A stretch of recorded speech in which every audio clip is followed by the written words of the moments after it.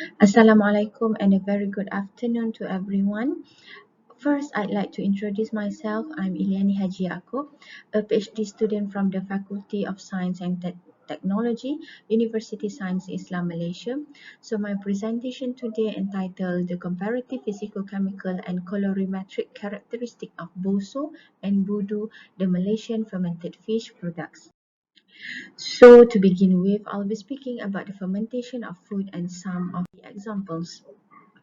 Fermentation of food has become very common, in which almost all ethnic groups have their own recipes passed from generation to generation. So I believe each one of us will have our own favorite fermented food. They are normally consumed as flavor enhancers or food condiments. Fermentation occurred either naturally or it could be initiated by the addition of microorganisms as starter culture.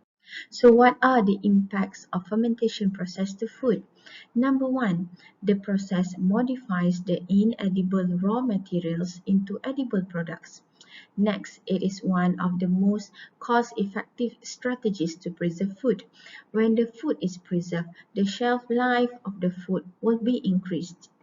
Fermentation could also contribute to food safety if other equipment is unavailable.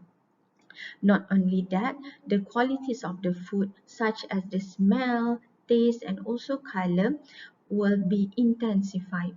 And last but not least, the presence of microorganisms and its metabolites could enhance the nutritional values of the food. Okay, one of the common raw materials used is fish, and these are some of the examples of fermented fish products. House Kasif of Saudi Arabia, Shidal of India, Prahok and Tok Tre of Cambodia, Jotgal of Korea, Rusip and Buduk of Indonesia, as well as Boso and Budu of Malaysia.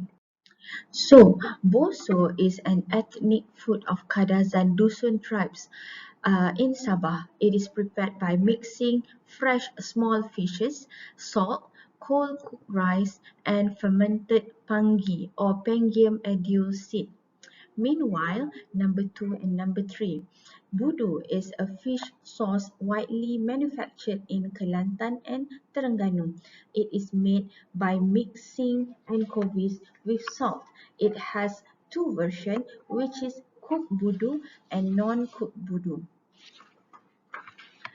Um, For cooked budu, after the fermentation process, it will be added with salt, sugar, coloring, and seasoning.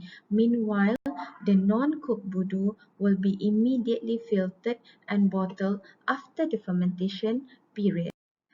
Although the raw materials is similar, different other ingredients used in each product and the fermentation step could lead to dissimilar nutrient composition of the final products, and the wide consumption of fermented food should be in line with the good nutrients content offered by the food to improve humans' health synergically. To date, no reports are available on the proximate composition and color analysis of Boso, as well as comparison of proximate composition and color analysis of cooked versus non-cooked voodoo. So this study aims to determine the physicochemical and colorimetric attributes of all three samples. So now we move on to the experimental procedure. The first one is sample collection. Boso was purchased from a market in Sabah, while both Budu were obtained from a manufacturer in Kelantan. The next procedure is proximate analysis of sample using standard AOAC method. The process involves the determination of moisture, ash, fat, and protein content, as well as carbohydrate content. Next is chemical analysis of samples, which involve determination of water activity, pH, and also sodium content. It is followed by the colorimetric analysis using a colorimeter, and lastly, the statistical analysis using SPSS. Now let's turn our attention to the results and discussion. So this table represents the proximate composition of boso, cooked budu and non-cooked budu in percentage. The moisture content of all three products was significantly distinct between one another, and the high moisture content of boso might be contributed by the addition of cold cooked rice ingredient. For ash content, ash was a major component in both cooked budu and non-cooked budu, while the lower percentage of ash in boso reflects the multiple ingredients and also the lower ratio of salt added in boso preparation. For protein content, the value of all three products was not significantly different between one another. So theoretically, protein percentage in fermented fish products could either increase due to the new synthesis of protein or decrease due to the presence of proteolytic enzymes. Next is the fat content. Fat was the least component of each sample. The difference of fat content in boso and both budu samples may be due to the lipid content of the raw small fish versus the anchovies. The last one is carbohydrate content.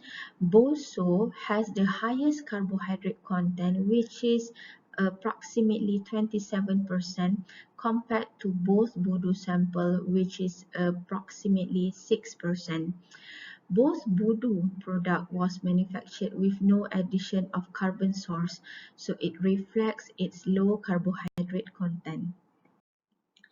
The next analysis is chemical analysis, which include pH, water activity, and also sodium content.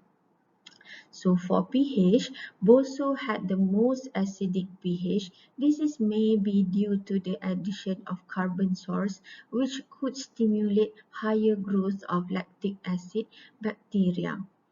For water activity, theoretically, pathogens may not grow in food with a water activity below 0.86. So, although boso have high water activity, the acidic pH could counteract the convenient environment.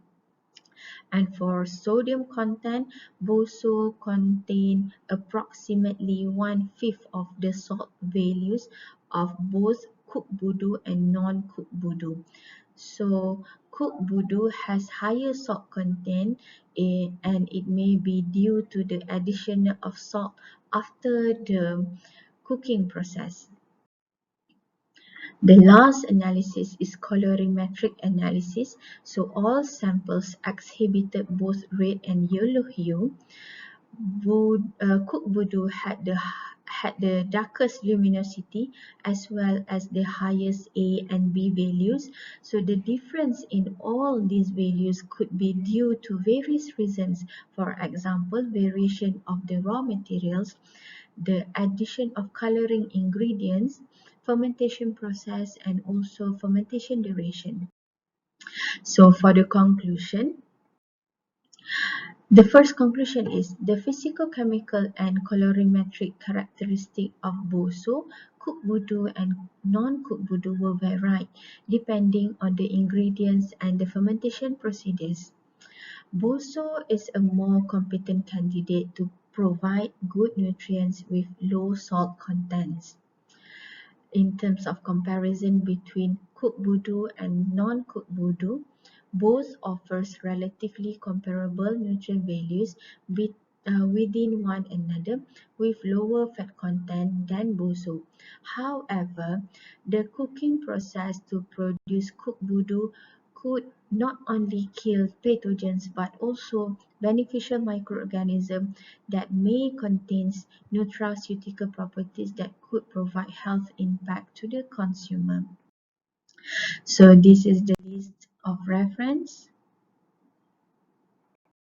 and thank you.